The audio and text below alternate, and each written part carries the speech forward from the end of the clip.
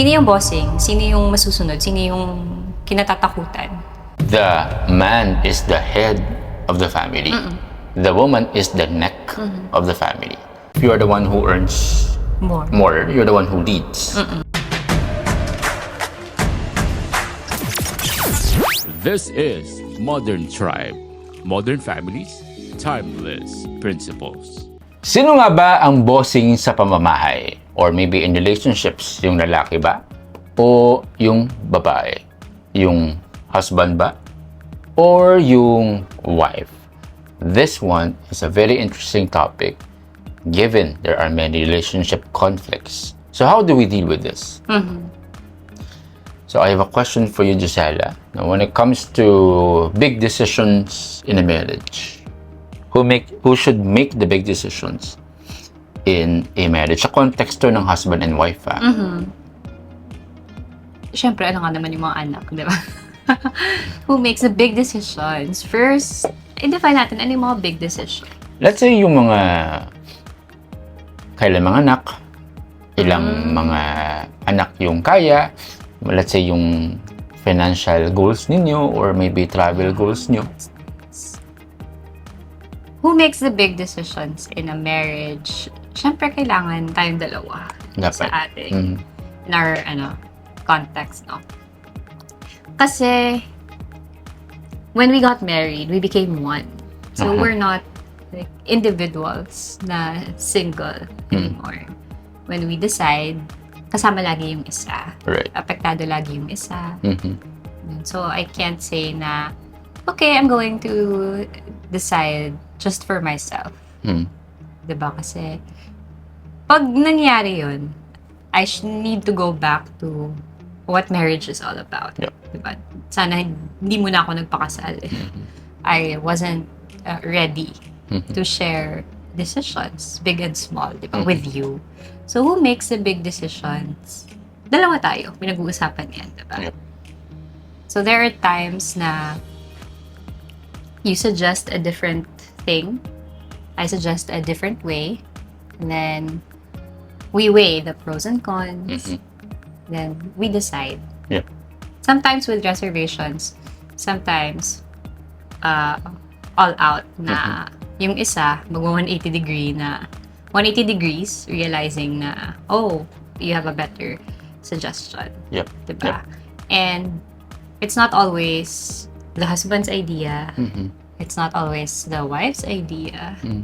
But we decide together. And usually, for the women, so sa case natin, it's the husband who leads the discussion. Yep. Diba? But that doesn't mean na ikaw lagi yung nasusunod. So you may lead, and sometimes we take my suggestion. Yeah. And then we do that. That's right. Okay. Minsan kasi yung tension or yung conflict is not about what's best for your family. Na da-divert na into sino ang masusunod. So you have to catch yourselves, no, couples, if nada-divert na yung decision making from deciding what's best for your family. Nada-divert na siya into sino yung dapat na masusunod. Yeah. Well, there are many differences among us when it comes to decision making. Hindi smooth all the time. In my head, usually I'm leaning towards the rational way on approaching things. In your case, may tendency ka din to be rational, but usually it's backed up by heavily charged with emotions. So, iba-ibang strengths. And that's why yun yung beauty ng marriage, although different. You don't need to agree on everything. Yeah. But you have a common goal. Yeah, and you need to talk about things. And meron ding yung mga babae, intuition. Intuition. That's why I like it when I ask you questions, because there are many things that I don't see, but you see. They say when it comes to, somebody said this, the man is the head of the family. The woman is the neck of the family. So, diba, who controls the head? Of course, the neck. So it works because, although there are many cases kasi that I want to consider your welfare. As a man, it's my obligation to give you the life that is comfortable for you. So that's why I agree in the sense na I have to make decisions, not because I wanted to be the authority or I wanted to be the commander, or the CEO, if you put that in a context of a business or company. Pero I want to make sure that your welfare is being prioritized. Yeah. So although the decision most of the time comes from me, it is a shared decision. What's the best goal for our marriage? Yes. Gusto ko lang balikan yung sinabi mo kanina about you being the head and ako being the neck. Then sabi mo the neck controls the head. Yeah. Well, I'd like to disagree. That's good. I like it. Sa part na to because our brain controls everything. So our brain controls our neck. But then yun nga, the head usually follows. So nakikita mo ba yung cycle from our brain to our neck to our head? So parang ganun din sa marriage, 'di ba? From our brains, literally, 'di ba? To sometimes me, because yun nga, intuition, emotional, and you need to confirm if, sige, ipupush naman natin ito. And then, you decide. So, parang ganun din. And, sabi mo nga, it's like being the CEO. But ang kagandahan lang between couples is that nobody makes a greater profit. Kasi what's yours is mine. Correct. What's mine is yours. Yeah. So, basically, it's shared. So, if may kikitain dito, yung decision maker, it's still for both of you. Yeah. It's still for the couple. Well, the reason why I mentioned that the man is the head and the man is usually the CEO, because we believe in traditional values, traditional family. So we believe that God anointed man to be the leader of the household. Now, of course, there are cases that man refuses to step up. The anointing or the blessing of being a leader goes down to the woman. So we have seen many single parents, yung mga babae. So they're the ones who lead the family. Yeah. So may mga cases na ganun. But of course, God's best is really, to have the man, and then as the provider, protector, and then the security, to provide. And the woman is the one who nourishes. So we believe on that kind of dynamics of family. Yeah, we'd like to call it design. Design, Diba? right. It's God's design. Because, so, let's go back to nature, diba? Which God created. Yeah. So, women, kami yung nagdadala ng children. It would be hard if we have everything on our plate. Like, kami yung magpo-provide, kami pa yung magbubuntis. So, what will happen if it's your 9th month already, tapos ikaw pa yung nag-work? Right. Although, there are super women who do that nowadays because of, let's say, the demands, ganun. But talking about the design, so that's why yung lalaki is designed to provide or to grind, let's say, the whole year round because hindi nyo naman dala-dala yung bata. Yeah, walang disruptions. Yeah, parang ganun. And then also, childbearing involves a lot of stages which disrupt our hormones.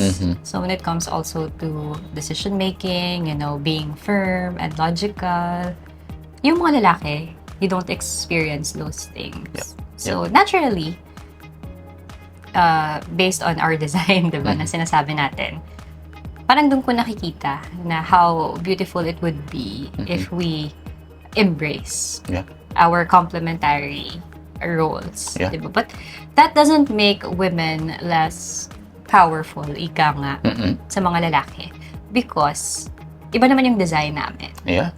And, in fact, you can say na women are strong. Well, maybe not as physically strong as men, pero with everything na kailangan nating gampanan, we are strong as well. So, yung nakikita ko lang na where hindi nag-agree yung mga ideas, no? Especially nowadays, is we have parang isang standard or isang role na kino-compare natin yung mga lalaki at mga babae based on this just standard. Yeah. Without really trying to go back to the design, the roles, and the dynamics. Yeah. We just compare it using just one standard. So parang ang unfair nun. And syempre, there will always be a tension. So pag yung going back to the question, the decision making, napupunta na dun sa who's more powerful, who's stronger, then maybe you need to go back to the meaning of marriage in the first place. And the design.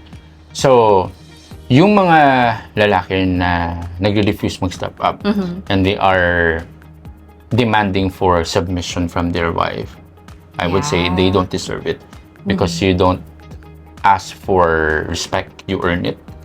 Women naturally want to be led by men. So, if they see there's direction, there's security, naturally, women want to submit. Yes. So, kapag wala yun, there's no security, of course, yung babae they will have resentment to the leadership. That's why very important na we put the strategic burden sa lalaki. But you mentioned yung pregnancy is really challenging if you're the one who bears the child and then you bear the finances pa.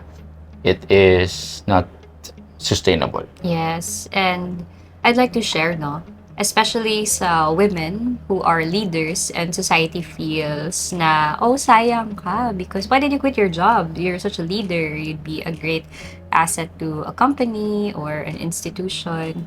Women don't lose their leadership even when they stay at home because women naman don't do nothing at home. You can still be a leader.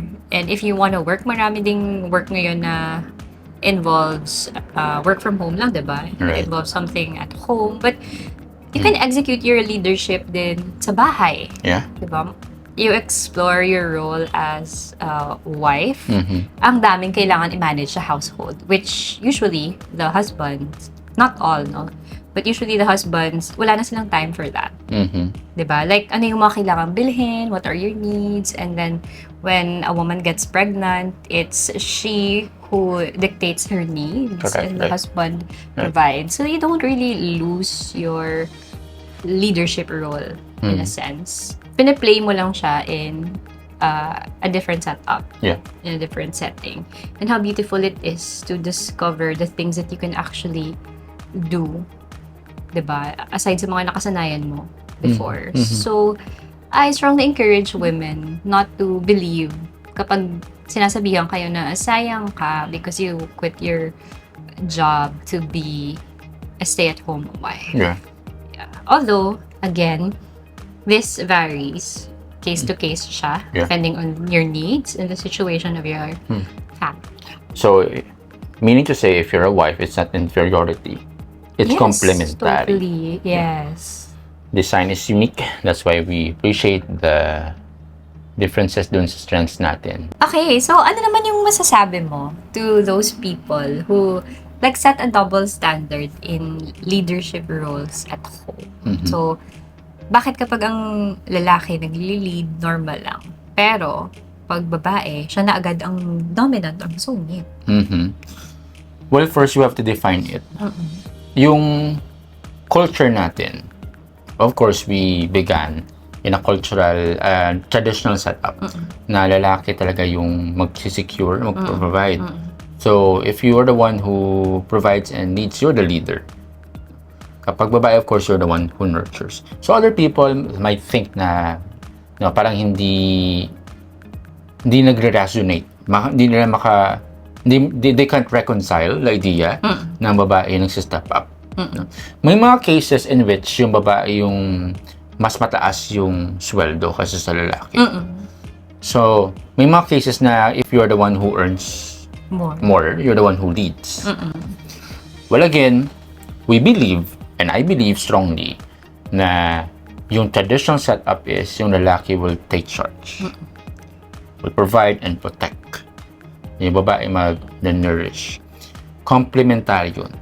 It doesn't mean na if the guy takes the shots, siya lang lahat. Meaning to say, meron yung discussion from the wife as well. So it's a shared decision. So again, you don't see yourself na mababa or inferior if you're not the one who takes the leadership role. It's a shared decision making. Yeah. Right? Kasi everyone can benefit from it. And of course, when mali yung decision, everyone will suffer. Yeah. How about you? I think we are, masyado tayong nadadala ng label na yung sino nagli-lead sa family. It usually means who has the stronger influence. Sino yung Don or Donya. Donya, yeah. Sino yung bossing. Ayun, that's the word. Sino yung bossing? Sino yung masusunod? Sino yung kinatatakutan? Yeah. Diba? That's how I think this double standard na form. Yeah. Diba? Because we have that parang perspective na kung sino yung nagli-lead, siya yung bossing. Yeah. Na kung sino yung hindi nagli-lead, yung term natin is under. Diba? O under the saya ka na husband, ibig sabihin, dominant. Yeah. Yung yung wife mo. Well, there are two types of women who lead their family, whether passive yung partner nila or it's the only choice they have left because wala silang partner. Yeah.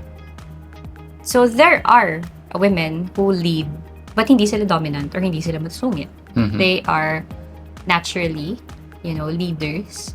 They were forced by the situation to lead their families. They lead responsibly. That's not being dominant for me. Yun yung one. Yung second is meron talagang personality na dominant or masungit. And I think they are one of those who interprets leading with being the bossing. Right. Yun. So, I think dun nang gagaling yun. Yeah. And also, meron tayong kasing stigma when it comes to, when you're a don or bossing. Usually, meron tayong idea na they're the ones who are abusive or maybe yung power nila, they are using it for their own advantage. Yeah, taking So, may ganun tayong advantage. stigma when it comes to it. Correct. Well, when it comes to family kasi, it's like any organization. It's like it's the smallest unit, diba? So, in any organization, may isang CEO, may isang president. Imagine mo kapag dalawa yung presidents. You won't really arrive in the final decision making. The uniqueness sa marriage is you are one. Yung husband at saka wife. So, although the big shots and big decisions come from man, it is usually a shared decision. So again, let's settle it once and for all. It won't make you less of a person if you are submitting to your husband or you're supporting your husband because you are one. Yes. That's why in our relationship, we don't shout. We don't enforce yung mga dapat nating gusto natin because we have to decide harmoniously. Yeah. Yung thing about being in relationship, such as marriage. I'm proud to say that I have a strong personality and I submit to my husband, but I don't see it that it makes me less of a person. Yeah. But of course, before you arrive in that kind of thinking, it took you a while. Yeah. Because that's not the usual way. Yeah. I had to go through many stages. Correct, right. Because nga of all the stigma, the belief in the double standards, Right. Being a strong independent woman, our blueprints. Right. But I remember while you were sharing about like being an organization or a company, so as Christians, we believe, diba, na when we die and live again in the next, not really in the next life, in our eternal life with our glorified bodies in heaven, it will be like that. we will play different roles. Yeah. But it's for order, for structure, Yeah. for harmony, di ba? Yeah. Kailangan may system. Yeah. Iba-iba yung roles natin, but we will all be equal as Yeah. we are in the eyes of God. Correct. So usually it's just society telling you na somebody's greater than you. You are less than others because you are not as successful yet, because you're just getting there. Diba? So it's a personal thing for me. Yeah. All these things. Yeah. If masyado kang affected with what people say, I suggest you start from within. Start from within. Yeah, I like it. So there are many things that we have to unlearn based on our values. And then that's why I have to go through series of unlearning, because I grew up in a family, wala akong father figure. Yeah, both of us. Yeah, role model to follow. So that's why in our first years in our relationship, para nag-adjust pa ako paano mag-lead. That's why I give credit to you then on how you respected me, how you put patience in and work for my growth. It took me time, and that's why very important for a woman to be established in the right values, right? Yeah. What helped me arrived at this point. I'm not saying naman na I've mastered it already, but by the grace of God, thank you, Jesus, for inspirational people, yung mga role models, 'di ba? We try to equip ourselves, our relationship, by attending mga seminars, mga talks of people who really model how it's like to be in a Christian marriage. Yep. And na-inspire talaga ako sa mga speakers who are strong, independent women, who are leaders, but they talked about the beauty of submitting to their husband. Yeah.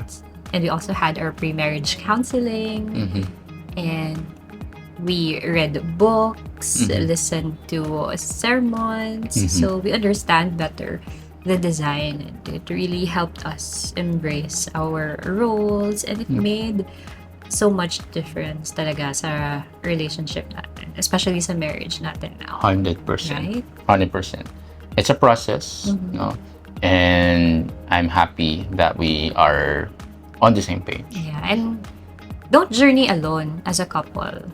Look for people who are doing well in their marriages, not by their own efforts, diba? Yeah. Usually, godly marriages really are glued together, and parang alam nila how to navigate marriage, Yeah. with the Christian perspective. So, parang yun, learn from others as well. And it would help if you plug in a community of Christian couples. Christian couples, correct. Yeah. In the context of the Philippines, medyo interesting to kasi extended family most of the time. Oh, yun. And then, yung setup, maraming reyna sa bahay. Meron din time na maraming hari sa isang bahay. Extended. We really value family, that even you're married, you stay with your parents. Close Parang family ties. close That's what we family are ties. known for. Very close family ties. So I wonder how do these men especially step up and take a lead. I have a very close friend na pinayuhan ko. Of course, we arrive in this situation na medyo nasa-challenge siya. Tumitira siya kasi sa in-law niya. So, sa isang bahay, nandun yung asawa niya at saka yung nanay ng asawa niya. Tapos yung tatay ng asawa niya. So, I'd ask him, kamusta yung feels? Sabi na hindi siya maka-decide. Because, of course, you're not the owner of the house. You're not making the shots. So, I told him, if you really want to practice your manlyhood, your energy to take a lead, you have to go out and start afresh. Good thing, finalo niya. I'm not sure kumusta siya ngayon, but I think that's a big Improve. best decision you could ever have as a man. Wow. So, in our dynamics dito sa Philippines, yung decision making, how do you see it? What are your thoughts so far about it? So, given na sa Philippines, maraming extended families, usually, hindi natin maiiwasan na may comment lagi yung mga relatives natin, family members about our decisions. Sometimes they are, let's say, not aware lang. Because culturally, ito yung nakasanayan natin, di ba, na uy, may masabi kang ganyan. And ang ibig kong sabihin dito is, ito yung famous line na, so nagpaalam ka na ba sa asawa mo? Parang ganun. How do you take that? Uy, nagpaalam ka na ba sa asawa mo? Uy, kailangan magpaalam ka muna sa asawa mo. Yeah. Well, most of the Did time, somebody ever ask you that? right? May beauty yung asking for permission first. It's a way of respect. And, accountability din. So, let's say, I'll go with a friend. Punta kami sa isang basketball. It will be best to ask permission from you. Now, most of the time, I would ask permission not to ask a yes from you, but just to inform you. Right? Kasi most of the time, you will say yes. So, it's not na yung willpower mo is not on the table. It's just a way of informing. I'd like to say na as, a couple, you share your schedules as well. Yeah. Diba? That's So, one. probably, isa yan sa mga reason why a spouse asks the partner. Diba? Like, for example, ikaw, love mag-dinner ako with friends. Usually, yung question na yan, it entails, no? Ibig sabihin, may masasagasaan ba ako sa schedule natin? Yes, exactly. Yan, ganyan. Because we played with our strengths. Diba? And it's usually my strength to take care of the schedule, stuff like that. That's why nagpapaalam ka in that sense. Yeah. That doesn't mean na you are under my control. Wow. Diba? So, it doesn't mean na under kita. And then, ako din. For example, is it okay if lalabas ako with my friends for dinner? That means, would you be okay na ikaw yung reheat ng dinner? Parang ganun. Yeah. So, it usually involves a schedule. Yeah. So, 'di ba, pag may ginagawa ka, kaya mo bang isabay yung pagluluto ng dinner? Or would it be better for you to order or eat out? Parang sinaset mo na. 'Di ba, yung magiging schedule or task for that day. So, it's more on just to make things flow smoothly. 'Di ba? Para walang misunderstanding na mangyayari because may masasagasaan kayo sa schedule or merong expectation na hindi mo na-meet dahil hindi ka nakipag-renegotiate. Yeah.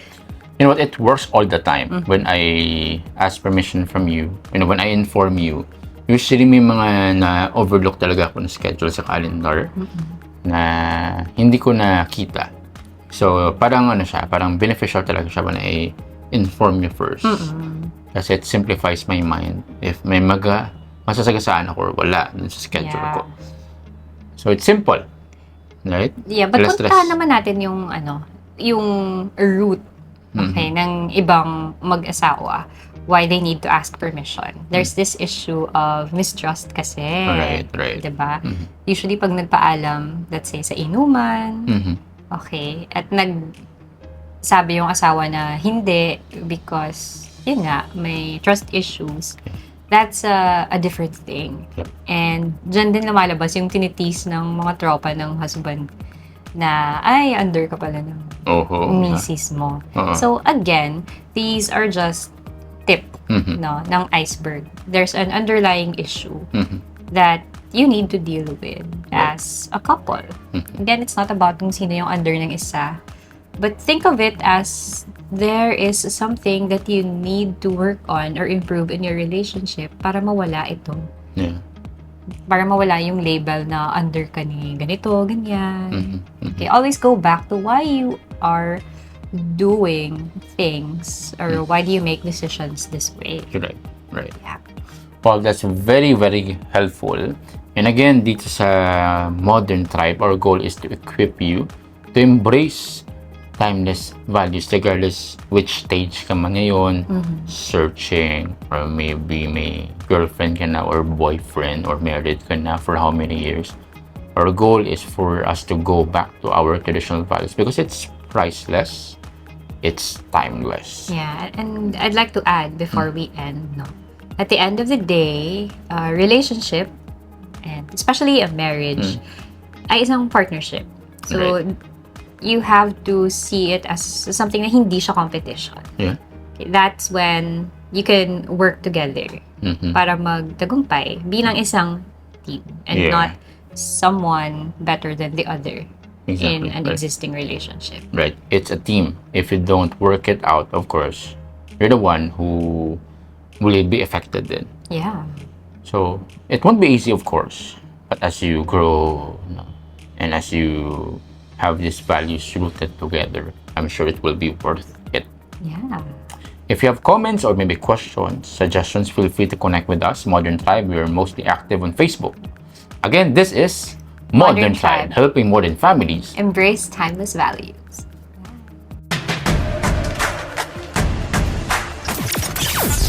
This is Modern Tribe. Modern families, timeless principles.